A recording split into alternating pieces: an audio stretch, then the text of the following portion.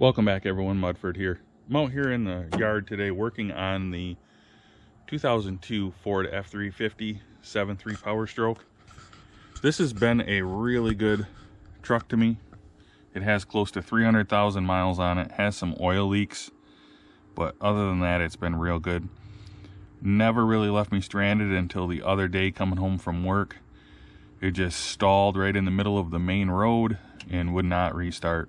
And fortunately I had a coworker hook a tow strap on it and tow me into an O'Reilly's parking lot that was right there. And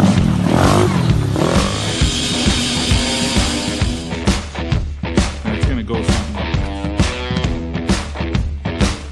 Let's see. We're done here in the fender well.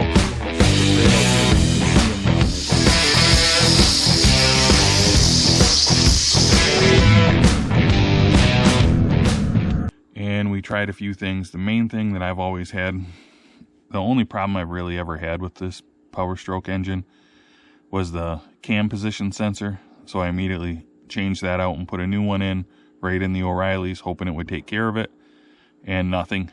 So I ended up getting a ride home, getting it towed home.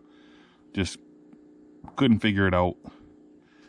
Then it would start, run a little bit, and then die.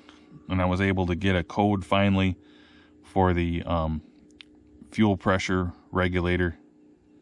So let's take a look and I'll show you what I found. So I hooked my scan tool up here and did a key on engine off test. And here's what I got. These were pretty much junk, but this is the one that helped point me in the right direction. So I got a code about the injector pressure regulator, and then I also had one that said failure, and it was a different code. It was a 1289, I think, and it was injector pressure regulator failure. So let's see if we can see down in there.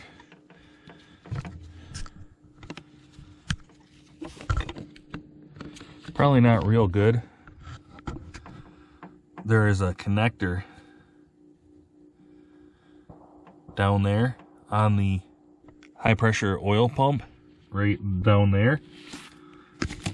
And I popped it loose and pulled it up here to have a look at it. That wire is just shot. You can see it's broken, and I think it's making contact some of the time, and it would run and it won't focus on it very good for some reason. But anyway, I'm going to go ahead and replace this wire. That took me a while to find that because it would start and run, and then I would get confused, not know what it was, and then I finally got the code. So we are going to go get a new pigtail for this and get it installed, and that should take care of it. I just cleaned some of the gunk off of it, and you can see there's bare wires, and then there's also some bare wires on the other side. I don't know if they touched, shorted out, if that's what was happening, if just the engine vibration made it move enough, and then I don't know. Not sure, but I'm guessing this was the problem. I wiggled this before I took it off and I got it to run, so I think had it running for about a half an hour, and then I was like, that's got to be the problem, because before it would stall much quicker. So I thought it has to be something with that. So then I pulled it off and looked at it and found this. So I'm going to run to the parts store and get a replacement and get it installed. So I was able to pick up this connector from O'Reilly's. Locally, they had it in stock. You can see it's a little different. It connects on the edges. Mine has this wire that's supposed to lock it, but it should work. Can't do much about the way it hooks in. This will work for now. Maybe I can find an actual one that will fit like this and swap it out eventually. But for now, I'm going to do this so I can drive it tomorrow and take the kids riding with quads to practice for a racing. I always use these connectors. I got some blue ones that are a little bigger and these pink ones for this size wire. Crimp it in, and you can see it. You heat it up and it shrinks and seals it. So you got a good weather tight connection there. So we're going to go ahead and put this in the truck. I'm going to strip the lines in the truck, make sure I get them the right way. It's pretty hard to see the colors, but one is brown and one is black. So we're gonna get that figured out and get it in there. The wire colors are actually brown and yellow. Here's my old connector. It goes in like this, so the yellow one goes to the one on the driver's side, the brown one goes to the one on the passenger side. Okay, I got my connectors heat shrunk on. We just have to go ahead and get the wire in here. So we're gonna go ahead and plug it back in, and we should be good to try starting it.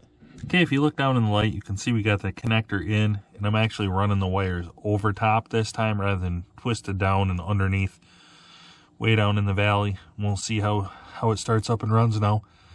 Should be cured.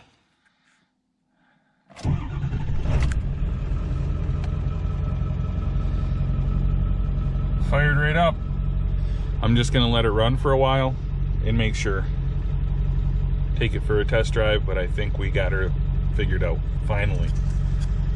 Intermittent electrical problems are the worst.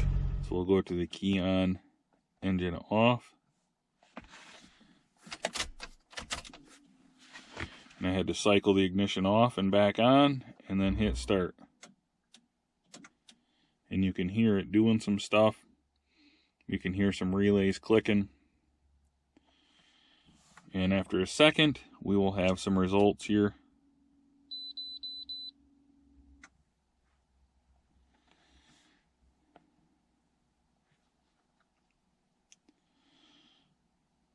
And all of our injector pressure regulator codes are gone now. I'm not sure what this is, but it does have a little bit of a problem communicating, so that must be what this is, maybe. I don't know. But it runs fine with that. What was getting me was injector pressure regulator codes.